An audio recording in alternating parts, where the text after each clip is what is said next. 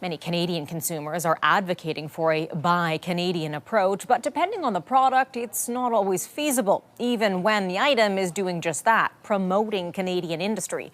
CTV's John Vennavally-Rao joins us with more. And John, it's not always that straightforward. Heather, finding clothing that is 100% Canadian made can be difficult. And when it comes to one item in particular with a message aimed at Donald Trump, it is shining a spotlight on that issue. Standing up for the country. When Ontario's premier wore this ball cap last week with the words "Canada is not for sale," sales of those hats skyrocketed.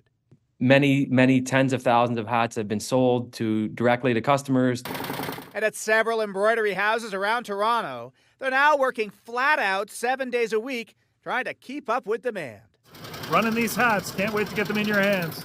But while embroidered here, the hats themselves are mostly made overseas in places like Bangladesh.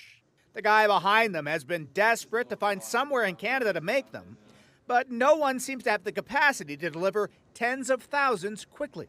A lot of the companies have died off, several in the last few years. Because of globalization, a lot of production is now done outside the country, and just a couple of ball cap makers remain in Canada.